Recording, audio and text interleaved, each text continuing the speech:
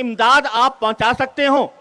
غزہ کے مسلمانوں کو اور غزہ کے مجاہدین کو، ہم آپ سے اس کی درخواست کرتے ہیں کہ اس میں کمی نہ کریں۔ میں یہ عرض کرتا ہوں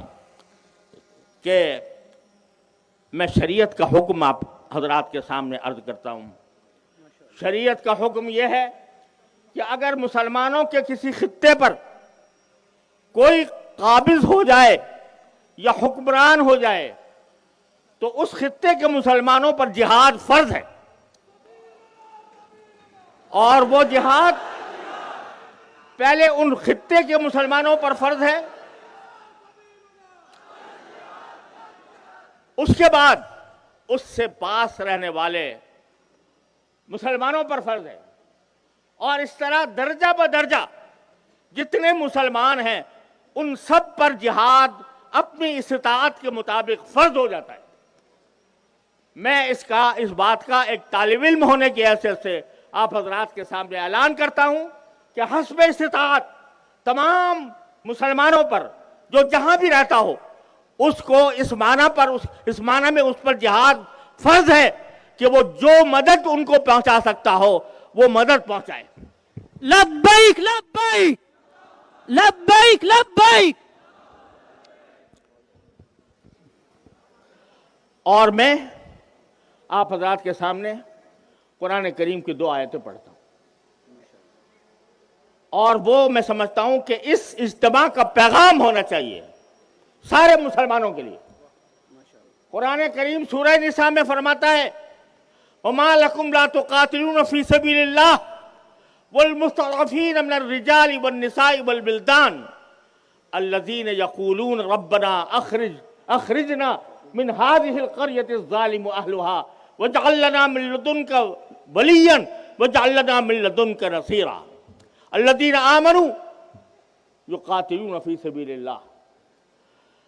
قرآن کا ترجمہ یہ ہے، وہ مسلمانوں کو خطاب کر کے کہہ رہا ہے، سارے مسلمانوں کو، ما لکم، تمہیں کیا ہو گیا کہ تم اللہ کے راستے میں جہاد نہیں کرتے اور ان مردوں، عورتوں، بچوں کی خاطر جہاد نہیں کرتے جن کو دشمن نے دبایا ہوا ہے، اور وہ یہ دعائیں کر رہے ہیں کہ اے ہمارے پروردگار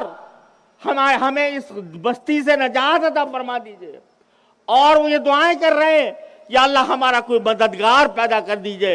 ہمارا کوئی حامی پیدا کر دیجئے۔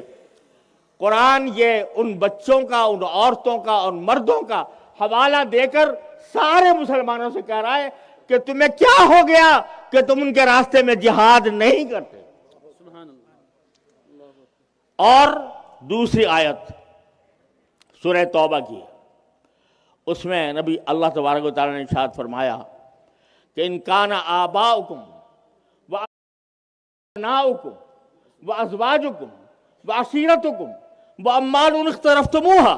وتجارة تخشون کسادها ومساکن ترضونها احب الیکم من اللہ ورسولہ وجہاد فی سبیل اللہ، کہ اے نبی کریم صلی اللہ علیہ وسلم سے خطاب فرمایا اللہ تعالیٰ نے، یہ کہہ دو سب سے کہ اگر تم محبت رکھتے ہو، ان کنتم تحبون، اگر تمہارے باپ، تمہارے بیٹے، تمہاری بیویاں، تمہارا خاندان، تم نے جو مال کمایا ہے وہ، اور تم نے جو شاندار گھر رکھے ہوئے ہیں جنہیں تم پسند کرتے ہو، وہ اللہ رسول کے مقابلے میں زیادہ پسند ہے، تو انتظار کرو ہمارے امر کے آنے کا۔ اللہ تعالیٰ فرماتا ہے میرے آنے کا امر کا انتظار کرو۔ یہ اللہ تعالیٰ نے ہمیں آپ کو ایک تعزیانہ دیا ہے ان آیات کے سلسلے میں جو اس موقع پر صادق آتا ہے۔